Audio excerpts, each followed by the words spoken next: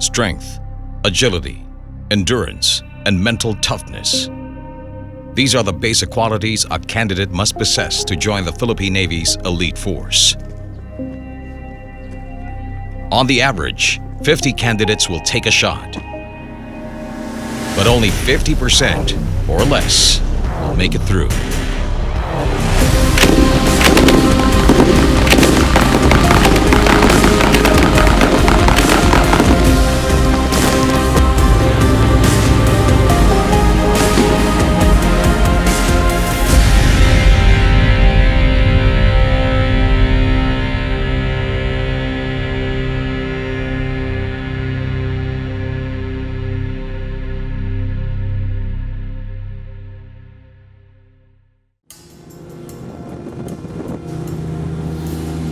Becoming a member of the Naval Special Operations Group, or NAVSOG, the highly specialized elite force of the Philippine Navy, requires mastery of tactical operations, including sabotage, psychological, and unconventional warfare.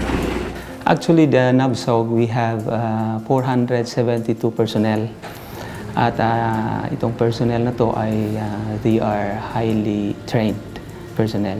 Dahil to sa the way kung paano sila tinitrain, they are trained to survive any kind of terrain, any kind of weather. Sabi nga natin, it is about 8 months, more or less 8 months of training na talagang ang matitirang matibay. C-130, rolling down the street. Mayroong 4 na specialization na tinitrain nila. Yung isa ay yung SEAL Team Operator. They are the main force ng NAVSOG. Sila yung nagkakandak ng direct action. And then mayroon ring tinitrain rin doon sa explosive ordnance disposal.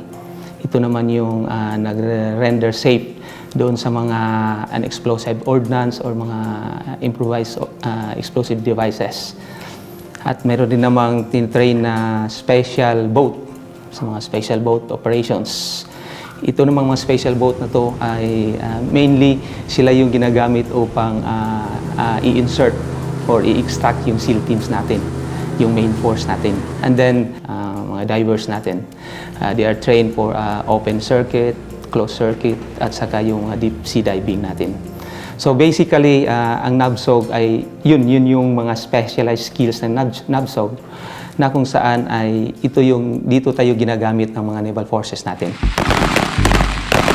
And in order to become a full-fledged SEAL, or a combatant specialized in sea, air, and land operations, a candidate must subsist a series of extreme physical and mental exhaustion. So, yung number 1 na pinoprovide na training dito is bago ka maging member ng SEAL team ng NAVSOG is basic underwater demolition SEAL course. Then after BADS is the SEAL qualification training. Sa BADS, focus talaga siya sa physical at saka yung mental development para pagdating sa SQT. More on more on skills na yung dine-develop and yung leadership skills ng bawat isa sa member ng class.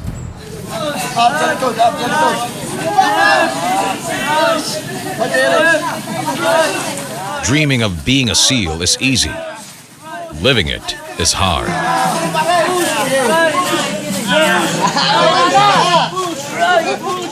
It's 10 months of physical refinement to the point of pushing yourself to the brink of mental annihilation. One night, tumayo ka 1 night. Every day, nag-start sila 0400 or 4 a.m.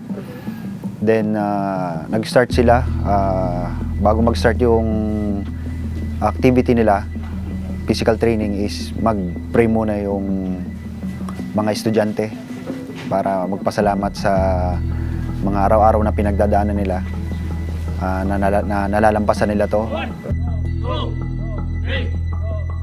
During motivation phase, inaabot sila minsan ng 1200 or alas 12 ng gabi para sa preparation for Hell Week. Sa training na yon, wala silang tulugan for 1 week. Training is rigorous and highly selective. designed to foster an expertise in SEAL operations, special boat operations, marksmanship in the field, underwater operations, explosives ordnance disposal, and airborne operations. Sa major accomplishment, ma'am, sa mga hinawakan kong units, so siguro masasabi ko isang major accomplishment yung Basilan, yung sa pwede akong magbanggit ng yung during na inoperate namin si Furiji Indama and his Nilon na Pilon. Pero ang pinaka-major accomplishment na pinakamagandang na-accomplish namin, ma'am, is yung Zamboanga. Masasabi ko, ma'am, na major accomplishment siya kasi if number one yung NAVSOG 6 namin, kung hindi nila naharang doon pa lang sa dagat mismo, siguro mapasok yung buong Zamboanga, makukuha yung Zamboanga. So dahil nandun yung NAVSOG 6 namin, so bago sila nakapasok, napa-engage muna yung dalawang boat namin.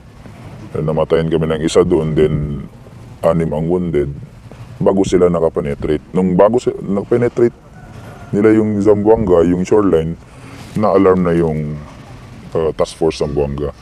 Then na-inform na rin yung West Mincom, which is saan kami under. First, we will conduct recon. Lahat ng bagay ginagawa ng SEAL, dapat may plano yan. So may plan A ka, may plan B kung maaari, may plan C, plan D ka. So unang ginagawa, planning muna. So yung planning namin, nagbe-base din yun sa intel na binibigay sa amin. So kung maganda yung intel fed sa amin, maganda rin yung plano na mabubuo namin. So after nyan, kung may plano na kami, present namin yung plano dun sa taas. Kung approve sa kanila, so ibibigay na sa amin yung lakad. Next na gagawin naman namin yan, rehearsal kung ano yung gagawin dun sa area, dun sa operation. Tapos kasama na dun preparation ng gamit, lahat ng gamit, mag-test fire, yung sa rig, check lahat, comms. So lahat. So sa isang team, lahat may designation sa preparation. May nag-prepare ng comms, may nag-prepare ng supply, na lahat ng kailangan mo sa lakad, may mga ano na yan, may mga designation na yan dun sa team. As tough as it may seem, NAVSOG strives to complete its mission of molding elite soldiers with top-of-the-line equipment and support.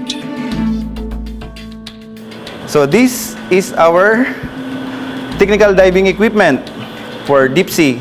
So dito sa NAVSOG, yung mga equipment namin, we are capable also na i-mix na namin kung anong mga mix gas na kailangan namin. Dito, kami na mismo ang gumagawa at kung ano yung depth, ano yung lalim, gaano kami katagal ang kailangan doon, anong gas ang kailangan namin, kami na ang gumagawa. So ito ang aming portable recompression chamber. Ito ang ginagamit namin during mission na may mga technical or deep sea diving kami. So ito ang aming unang dinadala para in case of emergency na malayo kami doon, lalo na yung mga dive site na mga walang recompression chamber facilities.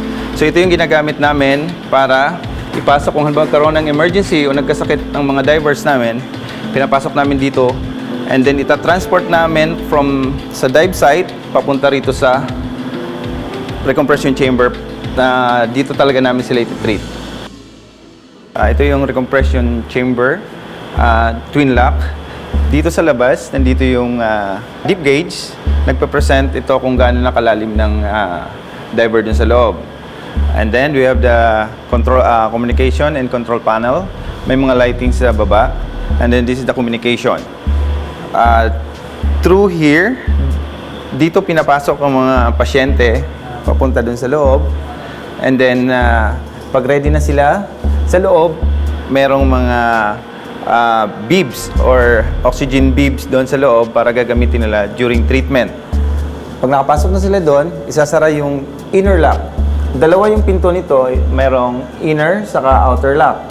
So pag sinara yung inner lock or sasara siya ng ganito, so ang recompression chamber is ready na para mag-pressurize or isi-simulate niya yung diving sa labas, sa actual na dive at saka gagawin dito.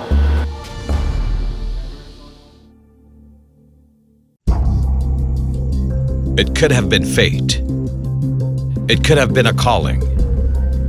But while destiny favors the prepared, one thing separates the successful from the rest: determination.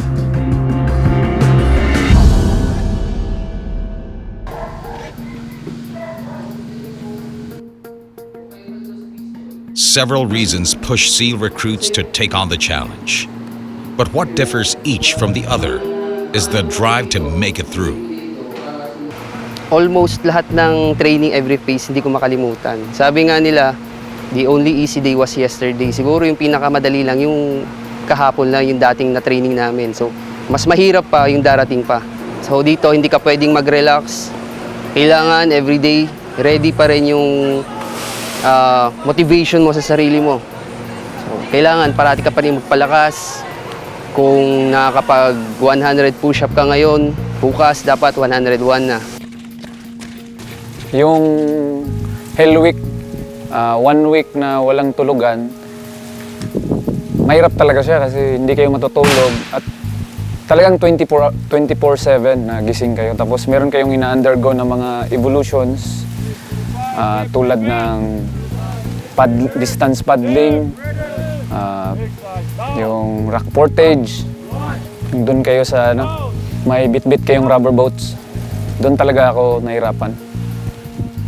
Sa isip ko noon, wala nang atrasan, wala nang balikan. Hinayaan ko na lang kung ano man yung ibibigay na activity sa amin ngayong araw, tiniis ko na lang. Talagang in-overcome ko. Hanggang sa di namalayan, parang namulat na lang ako na tapos na pala. Lagi kong iniisip na kaya mahirap kasi elite kasi yung pinasok ko .